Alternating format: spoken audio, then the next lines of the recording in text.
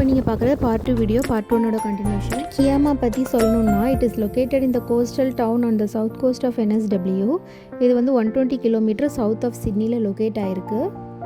கியாமாக்கு எல்லோரும் எதுக்கு வருவாங்கன்னா, flow whole பார்க்குறதுக்காக தான் வருவாங்க. ஆனால் நான் எதுக்கு வருவேன்னா, மீன் சாப்பிட்றதுக்காக வருவேன். ஆமாங்க, இங்கே ஃபிஷ்லாம் வந்து ரொம்ப ஃப்ரெஷ்ஷாக கிடைக்கும்.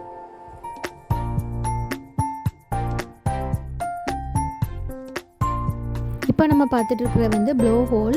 இதில் வந்து 2 ராக்ஸுக்கு இடையிலேருந்து ஒரு ஸ்ட்ராங் வேவ் வந்து வெளியே வரும்.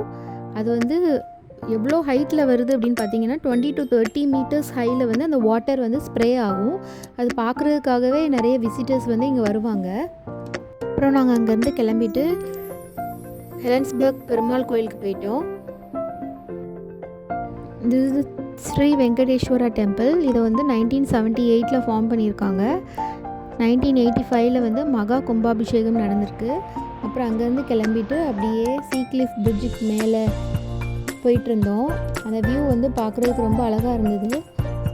வெளியே இறங்கி நிறைய பேர் பார்த்துட்டு இருந்தாங்க. நாங்கள் ரொம்ப கோல்டாக இருந்ததுனால காரில் இருந்துட்டு அப்படியே என்ஜாய் பண்ணிகிட்டு இருந்தோம்.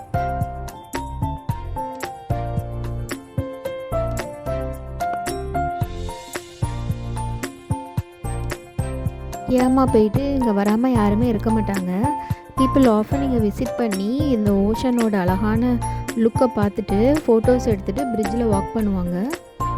நீங்களும் என்னோட சேர்ந்து வீடியோஸ் பார்த்து என்ஜாய் பண்ணியிருப்பீங்கன்னு நினைக்கிறேன். எல்லாருமே வந்து வீடியோ பார்க்குறீங்க, ஆனால் லைக் பண்ணுறதில்ல, ஷேர் பண்ணுறதில்ல, சப்ஸ்கிரைப் பண்ணுறதில்ல.